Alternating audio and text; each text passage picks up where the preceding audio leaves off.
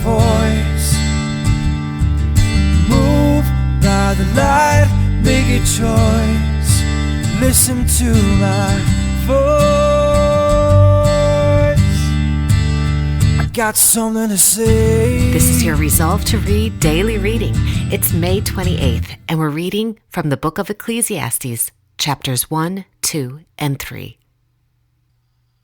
The words of the teacher, son of David, king in Jerusalem. Meaningless, meaningless, says the teacher. Utterly meaningless. Everything is meaningless. What does man gain from all his labor at which he toils under the sun? Generations come and generations go, but the earth remains forever. The sun rises and the sun sets and hurries back to where it rises.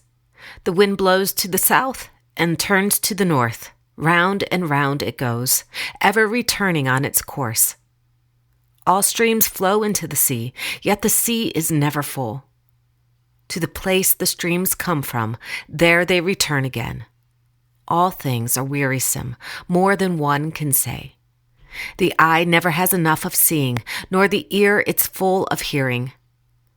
What has been will be again, what has been done will be done again. There is nothing new under the sun.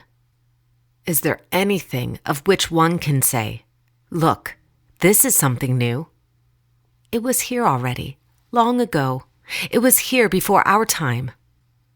There is no remembrance of men of old, and even those who are yet to come will not be remembered by those who follow. I, the teacher, was king over Israel in Jerusalem. I devoted myself to study and to explore by wisdom all that is done under heaven. What a heavy burden God has laid on men. I have seen all the things that are done under the sun. All of them are meaningless, a chasing after the wind. What is twisted cannot be straightened. What is lacking cannot be counted. I thought to myself, look, I have grown and increased in wisdom more than anyone who has ruled over Jerusalem before me. I have experienced much of wisdom and knowledge. Then I applied myself to the understanding of wisdom and also of madness and folly. But I learned that this too is a chasing after the wind. For with much wisdom comes much sorrow. The more knowledge, the more grief. I thought in my heart, come now, I will test you with pleasure to find out what is good. But that also proved to be meaningless. Laughter, I said, is foolish. And what does pleasure accomplish? I tried cheering myself with wine and embracing folly, my mind still guiding me with wisdom. I wanted to see what was worthwhile for men to do under heaven during the few days of their lives. I undertook great projects. I built houses for myself and planted vineyards. I made gardens and parks and planted all kinds of fruit trees in them. I made reservoirs to water groves of flourishing trees. I bought male and female slaves and had other slaves who were born in my house. I also owned more herds and flocks than anyone in Jerusalem before me. I amassed silver and gold for myself and the treasure of kings and provinces. I acquired men and women singers and a harem as well, the delight of the heart of men. I became greater by far than anyone in Jerusalem before me. In all this, my wisdom stayed with me. I denied myself nothing my eyes desired. I refused my heart no pleasure. My heart took delight in all my work, and this was the reward for all my labor. Yet, when I surveyed all that my hands had done and what I had toiled to achieve, everything was meaningless, a chasing after the wind. Nothing was gained under the sun. Then I turned my thoughts to consider wisdom and also madness and folly.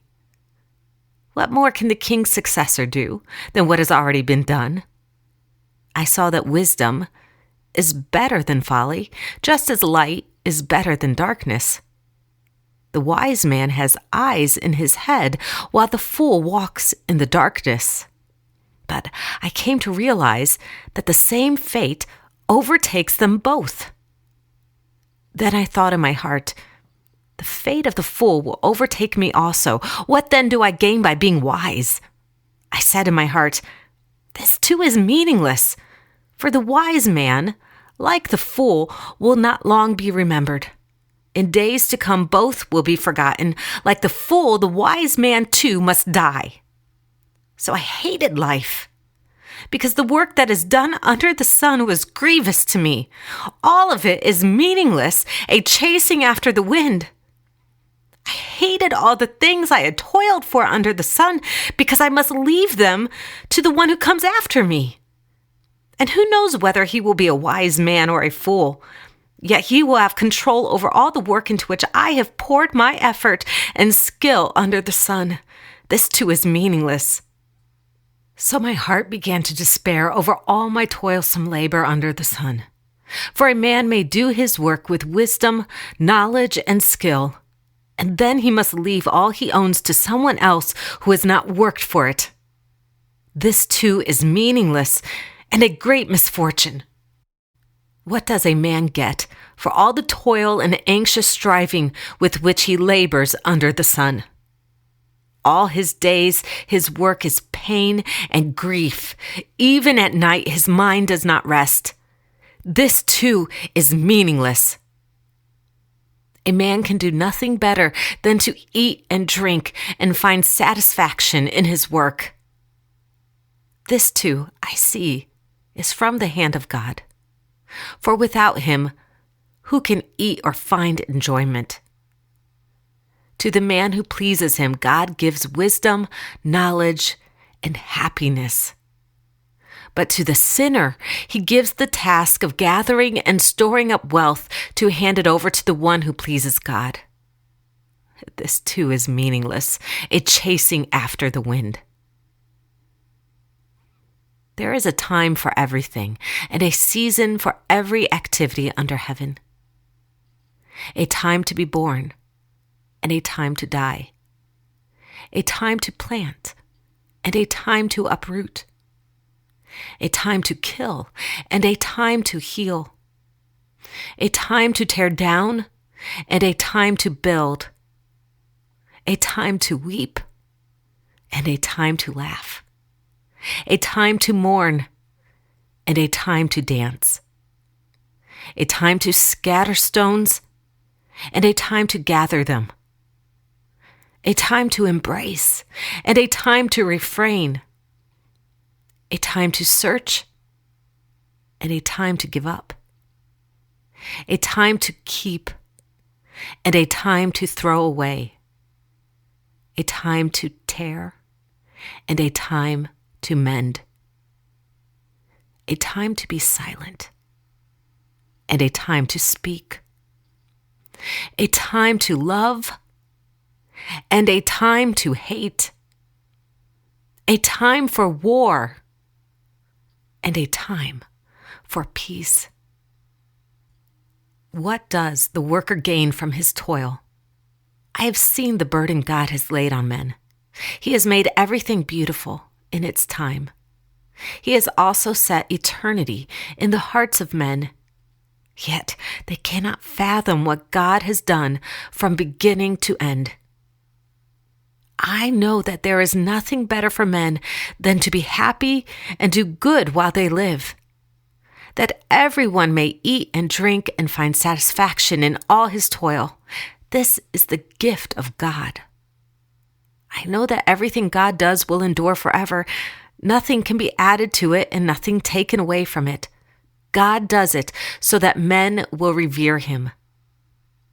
Whatever is has already been, and what will be has been before. And God will call the past to account. And I saw something else under the sun. In the place of judgment, wickedness was there. In the place of justice, wickedness was there. I thought in my heart, God will bring to judgment both the righteous and the wicked, for there will be a time for every activity, a time for every deed. I also thought, As for men, God tests them so that they may see that they are like animals. Man's fate is like that of the animals. The same fate awaits them both. As one dies, so dies the other. All have the same breath. Man has no advantage over the animal. Everything is meaningless. All go to the same place. All come from dust, and to dust all return. Who knows if the spirit of man rises upward, and if the spirit of the animal goes down into the earth? So I saw that there is nothing better for a man than to enjoy his work, because that is his lot. For who can bring him to see what will happen after him? This is the word of Yahuwah. Thanks be to God.